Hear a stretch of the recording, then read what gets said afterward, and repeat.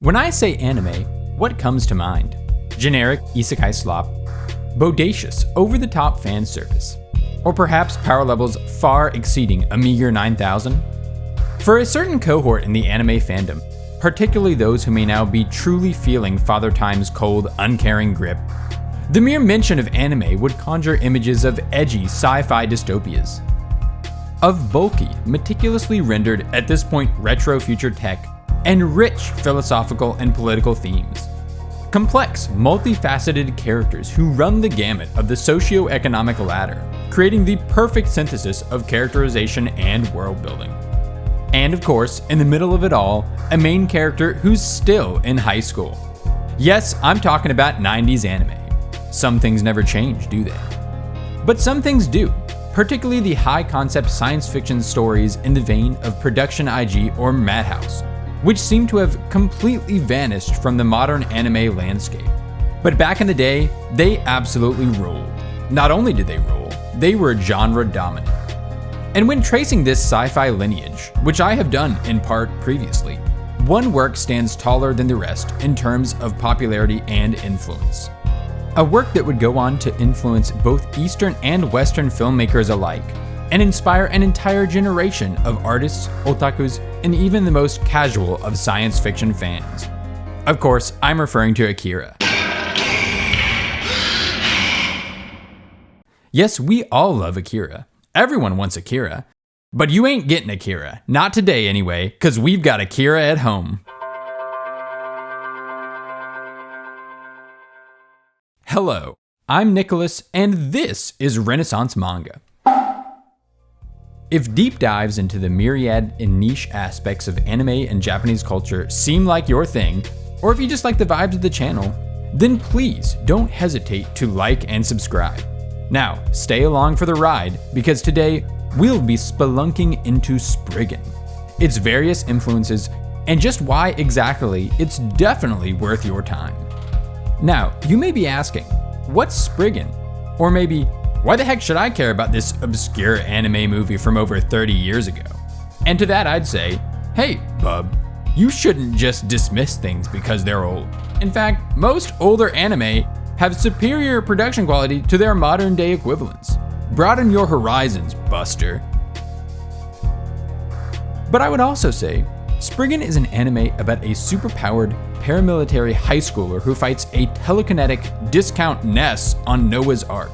It is hyper-violent, schlockiest of the schlock, obsessed with verisimilitude, and just so happens to be freaking sick. Indeed, I am saying that. But more than that, it is one of those rare works that, upon viewing, becomes more than the sum of its frankly cliched parts. And it also happens to be absolutely bonkers. Yes, Spriggan is insane, and I don't use that word lightly. Not to call anyone out, but I find that many voices are quick to label anime works as weird. Like, haha, this anime is so weird and strange. And usually they use this moniker as a substitute for them simply not understanding or properly engaging with the work, and simply just chalk it up to an honestly slightly Orientalist, Japan be so weird, lol. But I am quite resistant to this line of thinking. So please, believe me, when I say that Spriggan is insane, I mean it. But there is a method to its madness. To provide brief summary, Spriggan is the 1998 movie adaptation of a late 80s manga of the same name. It details the misadventures of our protagonist Yu Ominae, the teenage agent of the mysterious Ahkam Soshiki, an organization tasked with defending mankind from ancient relics of power from around the world by preventing said relics from falling into the hands of malicious actors and evildoers. By today's standards, the initial plot sounds pretty by the numbers, an early variation of the demon hunter genre that we are currently inundated with. But the devil, as it were, is in the details, and in the case of 1998's Spriggan, the creators who wrought this film into existence were positively obsessed with the details, almost to a fault. The film throws us into a sort of halfway in media res. After a classic feeling cold opening, and then a baffling suicide sequence involving one of our hero's classmates, the film gets going for real. There is a traditional Spielbergian-esque call to adventure, a la Indiana Jones, and a brief, bare-bones explanation of where our protagonist Yu stands in the world, the Arkham organization, and why he hurries off on adventure to Turkey.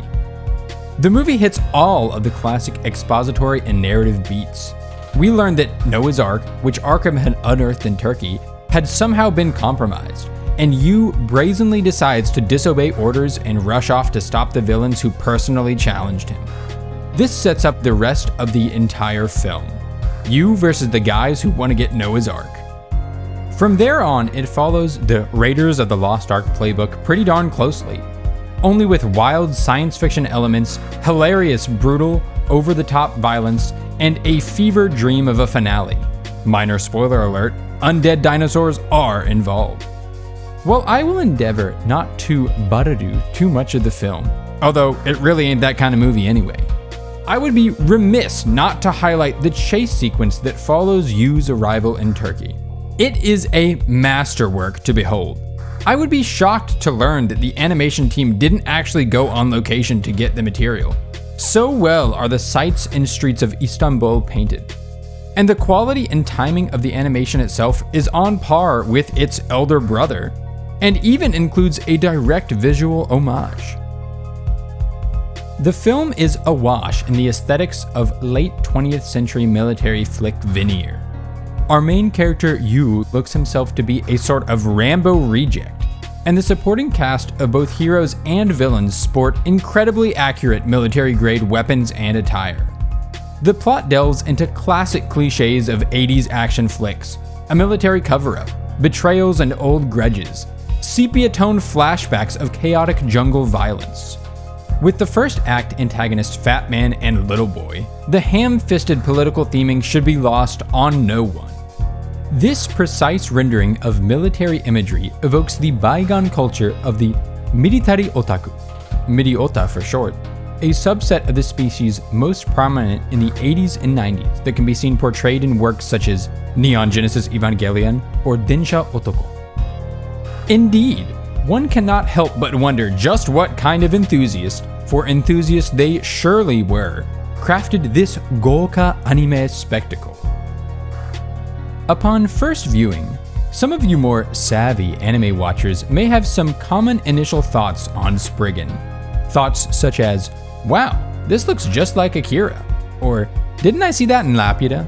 Perhaps even, why does this feel weirdly reminiscent of that Naruto Snow movie?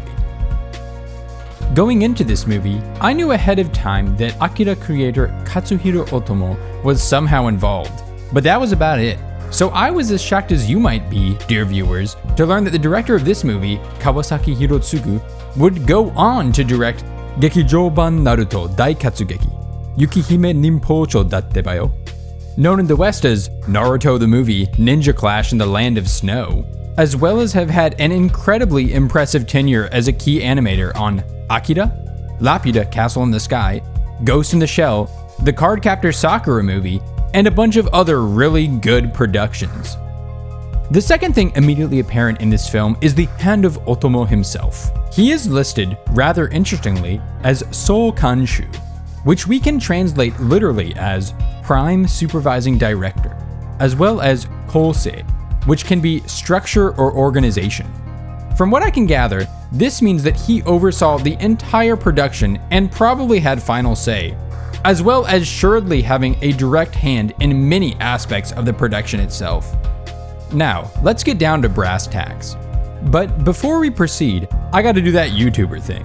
Stop doing that marksman thing. If you dig what we're doing here, please consider supporting us on Patreon. It really helps make these analytical, edutainment retrospectives possible. Links in the description.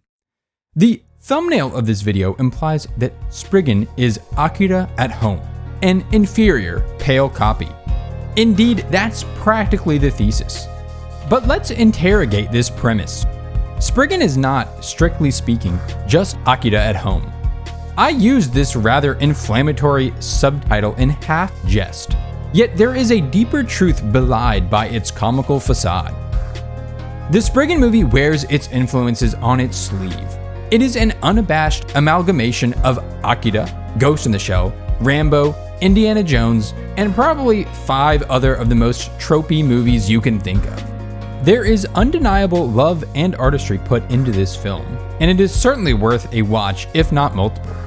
The mind-boggling sakuga, the obsession with meticulously accurate military weapons and tech, the boundary-pushing digital special effects of the final act, the breakneck editing that is simultaneously enthralling and hilarious. These elements and more come together to create a work that is certainly entertaining, yet also really quite jank. For those of you who thought that Akira was lacking in characterization and sufficient plot superstructure, well, this movie makes it look like Citizen freaking Kane. The biggest glaring weakness of this film is that the characters really don't develop. The most we get is the final twist revealing Yu's backstory, and the final villain's descent into madness. So I truly think that rather than weighing your expectations on such traditional script DNA, Spriggan is, rather, best experienced as a sort of action movie aesthetic mashup. The action, the pacing of the editing, the extravagant set pieces, and the sheer amount of sci-fi tropes turn it into a kind of platonic concept of what a blockbuster movie is. And I think it no coincidence that Kawasaki Kantoku, the director, would go on to provide a sort of meta-narrative framing device in Naruto: The Land of Snow, by having the entire film be centered around the bluntly anachronistic director and his film production. The website on Studio 4C's page for Spriggan says this: Otomo Katsuhiro Soshiki, Kawasaki Hirotsugu Kantoku no kyōryoku tagu ni yori, 20世紀最後の大作として登場した. Which we can translate as, a result of the tag team between Otomo and Kawasaki, Spriggan came out as the last epic of the 20th century. While ambiguous, I believe that this last epic of the 20th century can be read in multiple ways. The first and most obvious is that it was the last 20th century work of the type of anime movies that Otomo had worked on for the last 2 decades. Epic, extravagant, high-concept sci-fi OVAs and films. And this is certainly true. But I also think that we can read this as one of the last blockbuster epics of its kind in general. The end of the 20th century would, in hindsight, herald the last gasp of the old Hollywood system and the twilight years of the traditional action-adventure hit. Thus, Spriggan almost feels as a tribute to a waning, soon-to-be-bygone era, in the ilk of Romancing the Stone, or even 1999's The Mummy. There is a quote from an interview with Urasawa Naoki that has stuck in my mind like a thistle. In an interview with mangaka Hisashi Eguchi, the two are discussing their relationship with the granddaddy of all manga, Osamu Tezuka, when Urasawa dropped a 50 megaton bomb of a quote from anime's primary progenitor. On the topic of the industry and genre changes that happened to manga in the 80s, Urasawa claims that Tezuka, in a sort of spiteful bitterness towards the then up-and-coming new generation, told Katsuhiro Otomo that he could, and I quote, draw like him if he wanted to. Urasawa then goes on to elaborate, essentially implying that Tezuka thought that the then new, hyper-modern graphic design zeitgeist that Otomo both channeled and pioneered to craft his masterpiece was somehow blasé or even taking the easy way out. While I think a good portion of this sentiment simply comes from, as Urasawa puts it, sheer jealousy, there is a grain of truth that is rendered apparent in Spriggan. The incredibly open and easily recognizable designs, the clarity of the action and framing, the over-the-top yet obvious narrative. All these and more come together to create a work that is not subtle in any sense of the word, and yet is highly engaging. It is as if every aesthetic and plot point that made works like Akira or Ghost in the Shell great were taken, refined, and distilled into their purest, most dopamine-inducing forms. Any traces of subtext having long since burned away. For example, both Akira and Spriggan feature protagonists still in compulsory education. Akira has a good reason for its youthful protagonists. Otomo was deliberately creating a thematic allegory for the concept of the young, being stunted by the ossified power structures of the geriatric class. influenced by the Todai protests of the 60s, a topic referenced in quite a bit of anime media, and importantly would be specifically referenced in The 12 Kingdoms. Spriggan also has a reason for its youthful protagonist. It's edgy and f***ing sick. Now, I won't deny, there is a little part of me that can't help but feel a slight mottainai at Spriggan. The animation is just so gorgeous, the level of detail, the references used on the weapons, the real-world locations that were obviously visited and then hand-drawn with meticulous precision.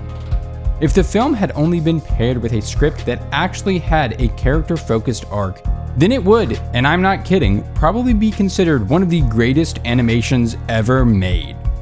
But honestly, that wishful thinking might be a betrayal of what Spriggan really is. Spriggan is schlock, pulp fiction, in every sense of the word. It is a facsimile of a facsimile of a facsimile, then transposed from half a world away by the most loving of hands. Sure, there may be some world that has the perfect pairing of a more engaging, heartfelt script and all the genre trappings, tropes, and clichés that Spriggan is mired in. What that world probably got was essentially Metal Gear Solid, only instead of a video game, the highest level of cell animation was to have been the medium unto which it was crafted. And yeah, it probably would have been the best thing ever. But realistically, for the world we live in and for what we got, Spriggan truly embodies and I think transcends the sum of its muddled parts. To conclude, what I want you, dear viewer, to take away from this video is that you deserve to treat yourself to Spriggan. It has a certain je ne sais quoi that embodies everything that today's movies aren't, be they anime or otherwise. That Studio 4C webpage I mentioned earlier describes Spriggan as a spectacle, and I think that this is a perfect assessment. Not meant in derision, but as a full-hearted exaltation of the pinnacle of action anime cinema. So the next time you have a craving for the prime cut porterhouse that is vintage sci-fi anime, perhaps refrain from revisiting the old standby, once-in-a-year Michelin star steakhouse that is Akira, and stay in, bust out the old cast iron, and fix yourself up some Akira at home. Have yourself some Spriggan. Hey folks, thanks for watching today's episode of Renaissance Manga. If you liked what you saw, please like and subscribe. And if you want to support everything we do here, become a patron over at patreon.com. We also have a Discord. It's free, so come join, and I'll see you in the next one.